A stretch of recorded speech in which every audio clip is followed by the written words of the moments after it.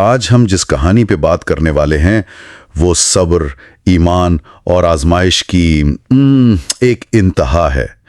یہ حضرت ایوب علیہ السلام کی کہانی ہے، جنہوں نے ہمارے ذرائع کے مطابق کوئی 18 سال تک ناقابل تصور مشکلات کا سامنا کیا۔ جی تو آج ہمارا مقصد صرف اس کہانی کو دہرانا نہیں ہے، بلکہ یہ سمجھنا ہے کہ جب ایک انسان سے اس کی ہر عزیز چیز چھین لی جائے بالکل، تو اس کا ایمان کیسے قائم رہ سکتا ہے۔ بالکل، اور یہ کہانی صرف دکھ کی داستان نہیں ہے، یہ اللہ پر غیر متزلزل یقین کی ایک مثال ہے۔ صحیح۔ اور اس کہانی کا جو آغاز ہے نا، وہ خود بہت دلچسپ ہے۔ وہ کیسے؟ یہ شروع ہوتی ہے شیطان کے ایک چیلنج سے۔ اسلامی روایت کے مطابق اس نے اللہ تعالیٰ کی بارگاہ میں کہا کہ ایوب علیہ السلام کی جو عبادت ہے وہ تو صرف ان نعمتوں کی وجہ سے ہے جو آپ نے انہیں دی ہیں۔ اچھا، مطلب اگر یہ دولت، صحت، اولاد یہ سب چھین لیا جائے تو وہ شکوہ کرنے لگیں گے۔ تو اللہ تعالیٰ نے شیطان کو اجازت دے دی کہ وہ حضرت ایوب کو آزما لے۔ جی، اور یہیں سے آزمائشوں کا وہ سلسلہ شروع ہوتا ہے جو سوچ کر بھی انسان کام چاہتا ہے۔ تو پہلی آزمائش کس چیز پر آئی؟ سب سے پہلے ان کے مال و دولت پر۔ ذرائع بتاتے ہیں کہ شیطان نے سب سے پہلے ان کے سرسبز پھلوں کے باغ کو آگ لگا دی۔ اوہ! سب کچھ جل کر راکھ ہو گیا۔ اور جب یہ خبر حضرت ایوب تک پہنچی تو ان کا رد عمل وہ کیا تھا؟ یہی تو اس کہانی کا سب سے اہم نقطہ ہے۔ انہوں نے صرف اتنا کہا، الحمدللہ، اللہ کا دیا ہوا مال اللہ نے واپس لے لیا۔ سبحان اللہ۔ لیکن ایک سوال ذہن میں آتا ہے، جی، کیا نفسیاتی طور پر یہ ممکن ہے کہ کوئی اتنا بڑا نقصان سہنے کے فوراً بعد اس مقام پر ہو؟ مطلب ہمارے ذرائع اس اندرونی کشمکش کے بارے میں کچھ بتاتے ہیں یا صرف ظاہری صبر کا ذکر ہے؟ یہ بہت اچھا سوال ہے۔ دیکھیں، ذرائع زیادہ تر ان کے ظاہری رد عمل پر ہی فوکس کرتے ہیں، جو اسلامی تصور توکل کی اعلیٰ ترین مثال ہے۔ توکل یعنی اللہ پر مکمل بھروسہ؟ بالکل، یہ صرف ہار مان لینا نہیں ہے، بلکہ اس بات کا گہرا احساس ہے کہ ہر چیز کا اصل مالک تو اللہ ہی ہے۔ تو ان کا یہ جملہ صرف الفاظ نہیں تھے، یہ ان کی اندرونی کیفیت تھی۔ تو باغ جل گیا لیکن ان کے ایمان میں کوئی فرق نہیں آیا؟ کوئی فرق نہیں۔ تو شیطان نے اگلا وار کیا، اس نے ان کے استبل کو آگ لگا دی جس میں ان کے تمام قیمتی جانور جل کے مر گئے۔ اور اس بار بھی وہی جواب۔ انہوں نے نماز کی نیت باندھی اور فرمایا کہ اللہ کا مال تھا، اللہ نے واپس لے لیا، اس میں پریشان ہونے کی کوئی بات نہیں۔ یہ دیکھ کر تو شیطان کی بے چینی اور بڑھ گئی ہوگی۔ جی، اس کا دعویٰ بالکل غلط ثابت ہو رہا تھا۔ تو مال گیا، جانور گئے، لیکن ایمان قائم رہا۔ یہ خود میں بہت بڑی آزمائشیں ہیں، لیکن شیطان یہی نہیں رکا۔ نہیں، وہ نہیں رکا۔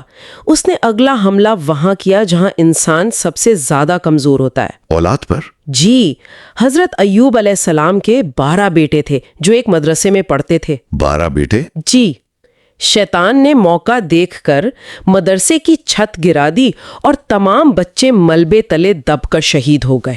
انا للہ و انا الیہ راجعون۔ یہ تو ناقابل تصور صدمہ ہے۔ بالکل۔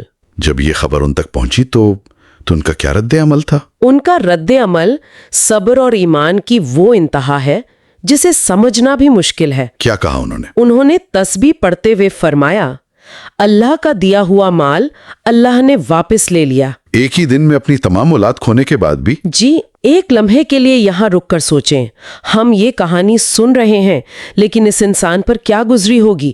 یہ صبر واقعی مافوق الفطرت لگتا ہے۔ یہاں ایک سوال اور ہے، کیا ان بیٹوں کی ماؤں کا یعنی حضرت ایوب کی دوسری بیویوں کا کوئی ذکر ملتا ہے؟ یہ ساری توجہ صرف حضرت ایوب پر ہے؟ یہ ایک اہم نقطہ ہے۔ زیادہ تر روایات حضرت ایوب علیہ السلام کے کردار پر ہی مرکوز ہیں۔ ان کی بیویوں کا ذکر اس مرحلے پر تفصیل سے نہیں ملتا سوائے حضرت رحیمہ کے۔ اچھا۔ جی، ان کا کردار کہانی میں آگے چل کر بہت اہم ہو جاتا ہے۔ تو مال گیا، اولاد گئی، لیکن حضرت ایوب کا اللہ سے تعلق ویسے ہی رہا۔ بالکل ویسا ہی۔ یہ دیکھ کر شیطان نے اپنی حکمت عملی بدلی اور اب اس نے براہ راست ان کے جسم پر حملہ کیا۔ جی، ایک روایت کے مطابق وہ ایک عقیدت مند کے روپ میں آیا اور بات کرتے کرتے ان کے کانوں میں پھونک مار دی۔ اور اس کا اثر کیا ہوا؟ اگلے ہی دن حضرت ایوب کے جسم پر پھوڑے نکل آئے جو وقت کے ساتھ گہرے زخم بن گئے اور ان میں کیڑے پڑ گئے۔ اللہ اکبر۔ یہ بیماری اتنی شدید تھی کہ ان کا جسم گلنا شروع ہو گیا۔ اس مقام پر آ کر تو کہانی میں ایک نیا موڑ آتا ہے، سماجی تنہائی کا۔ جی، جب بیماری اور جسم سے آنے والی بدبو بہت بڑھ گئی تو رشتہ دار، دوست، یہاں تک کہ ان کی 3 بیویوں نے بھی ان کا ساتھ چھوڑ دیا۔ سب نے؟ صرف ایک بیوی حضرت رحیمہ ان کے ساتھ رہیں۔ جب گھر میں کچھ نہ بچا تو انہوں نے لوگوں کے گھروں میں کام کر کے گزارا کرنا شروع کیا، لیکن معاشرے کا رویہ بہت بے رحمانہ تھا۔ گاؤں والوں نے بھی نکال دیا؟ جی، بیماری کے ڈر سے اور نفرت کی وجہ سے انہیں گاؤں سے نکال دیا۔ اور ان کے شاگردوں کا بھی ذکر آتا ہے، وہ بھی چھوڑ گئے۔ جی، 2 شاگرد جو ان کے ساتھ تھے وہ بھی آخرکار یہ سوچ کر چھوڑ گئے کہ اگر یہ اللہ کے سچے نبی ہوتے تو ان پر ایسی آفت کیوں آتی؟ ضرور انہوں نے کوئی گناہ کیا ہے۔ مطلب اس وقت یہ سمجھا جاتا تھا کہ مصیبت ہمیشہ گناہ کی سزا ہوتی ہے۔ بالکل۔ ان کا چھوڑ کر جانا یہ دکھاتا ہے کہ حضرت ایوب کی آزمائش اتنی شدید تھی کہ ان کے قریبی لوگوں کا ایمان بھی ڈگمگانے لگا تھا۔ اسی تنہائی اور بیماری میں صبر کا ایک واقعہ ملتا ہے جو رونگٹے کھڑے کر دیتا ہے۔ آپ کیڑوں والے واقعے کی بات کر رہے ہیں؟ جی، جب کچھ کیڑے ان کے جسم سے گر گئے تو انہوں نے اپنی بیوی سے کہا کہ انہیں اٹھا کر واپس جسم پر رکھ دیں۔ اس کے پیچھے کیا منطق تھی؟ دیکھیں، یہ بظاہر عجیب لگتا ہے مگر اس کی گہرائی میں مکمل تسلیم و رضا ہے۔ ان کا نقطہ نظر یہ تھا کہ میرا جسم مٹی سے بنا ہے اور اگر یہ اللہ کی کسی اور مخلوق کی خوراک بن رہا ہے تو اس میں حرج کیا ہے؟ یعنی وہ اپنے جسم کو بھی اللہ کی امانت سمجھتے تھے۔ بالکل، یہ آزمائش صرف حضرت ایوب کی نہیں تھی، یہ ان کی وفادار بیوی حضرت رحیمہ کی بھی تھی۔ صحیح۔ اب شیطان نے انہیں اپنا ہدف بنایا۔ وہ کیسے؟ ایک دن جب حضرت رحیمہ کو کہیں کام نہ ملا تو وہ مجبور ہو کر ایک عورت کے پاس گئیں جس نے پیسوں کے بدلے ان کے آدھے بال کاٹ لیے۔ اور شیطان نے فوراً اس موقع سے فائدہ اٹھایا۔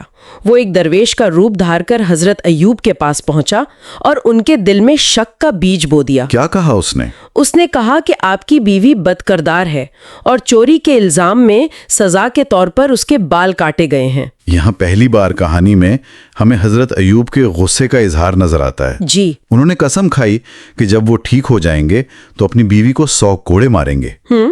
کیا یہ ان کے صبر میں ایک دراڑ تھی یا ایک فطری انسانی رد عمل؟ میرے خیال میں یہ ایک بہت ہی انسانی لمحہ ہے۔ یہ دکھاتا ہے کہ وہ پیغمبر ہونے کے باوجود انسانی جذبات رکھتے تھے۔ ان کا غصہ اللہ سے نہیں تھا بلکہ اپنی بیوی کی مبینہ بے وفائی پر تھا، جو ان کے لیے ایک اور شدید صدمہ تھا۔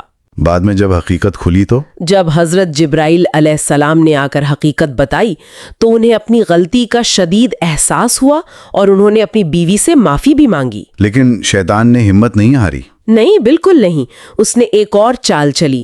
وہ ایک بوڑھے حکیم کے روپ میں حضرت رحیمہ سے ملا اور انہیں ایک علاج دیا۔ علاج؟ کیسا علاج؟ ایک بوتل اور کچھ گوشت جو دراصل شراب اور خنزیر کا گوشت تھا، اور کہا کہ یہ اپنے شوہر کو بتائے بغیر استعمال کروانا۔ لیکن حضرت رحیمہ نے انہیں بتا دیا۔ جی، اس سے ان کی وفاداری پھر ثابت ہوتی ہے۔ حضرت ایوب نے اسے استعمال کرنے سے صاف انکار کر دیا، لیکن وہ چیزیں ان کے بستر کے پاس پڑی رہیں۔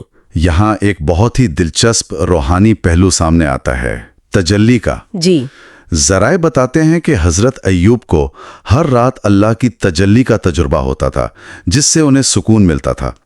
یہ تجلی کیا ہے؟ کوئی روشنی تھی یا ایک روحانی احساس؟ تجلی ایک بہت گہرا صوفیانہ تصور ہے۔ یہ اللہ کے قربت کا ایک شدید احساس، ایک روحانی سکون ہے۔ یہ ایک باطنی تجربہ ہے۔ تو ان حرام چیزوں کی موجودگی کی وجہ سے وہ 3 دن تک اس روحانی تجربے سے محروم رہے۔ بالکل۔ اس کا علامتی مطلب یہ ہے کہ روحانی پاکیزگی کے لیے ظاہری اور باطنی پاکیزگی دونوں ضروری ہیں۔ اور پھر حضرت جبرائیل نے آ کر انہیں حقیقت بتائی۔ جی، اور جب وہ چیزیں ہٹا دی گئیں تو انہیں دوبارہ وہ روحانی سکون ملنے لگا۔ یہ بھی شیطان کی ایک چال تھی کہ وہ انہیں روحانی طور پر تنہا کر دے۔ اس طرح 18 سال گزر گئے۔ 18 سال!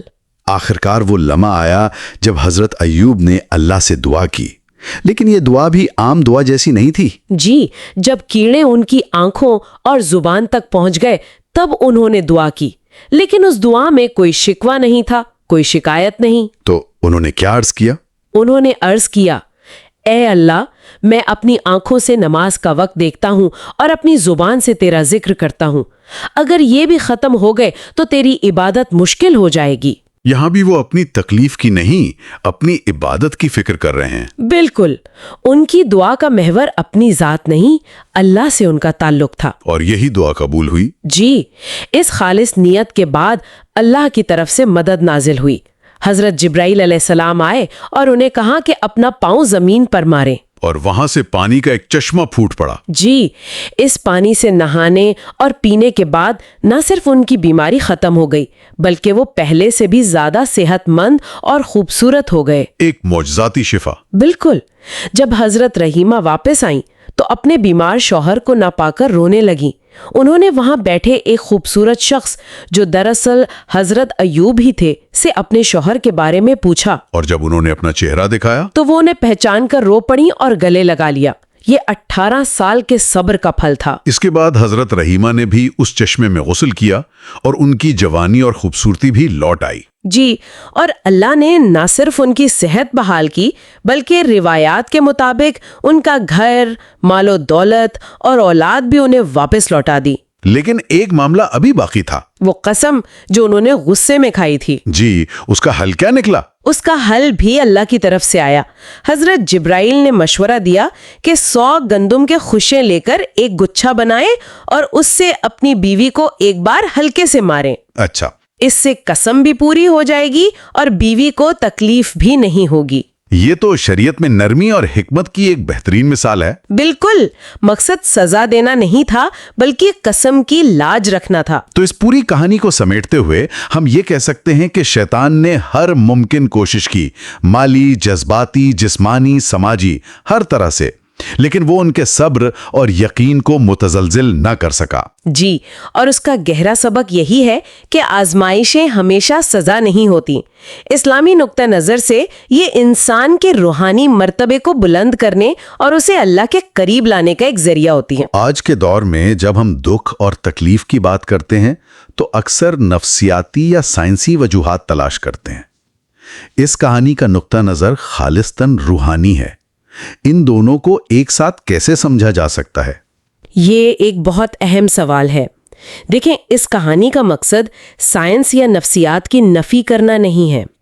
یہ زندگی کو دیکھنے کا ایک اور زاویہ پیش کرتی ہے۔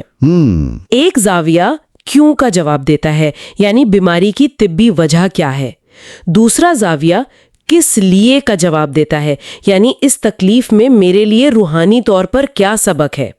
یہ کہانی ہمیں دوسرے زاویے پر غور کرنے کی دعوت دیتی ہے۔ تو آخر میں ہمارے سننے والوں کے لیے غور طلب نقطہ کیا ہے؟ میرے خیال میں غور طلب نقطہ یہ ہے کہ ہم اپنی روزمرہ کی چھوٹی بڑی مشکلات کو صرف بوجھ سمجھتے ہیں یا ان میں اپنے لیے ترقی کے وہ مواقع تلاش کر سکتے ہیں جنہیں ہم اکثر نظر انداز کر دیتے ہیں۔ صحیح۔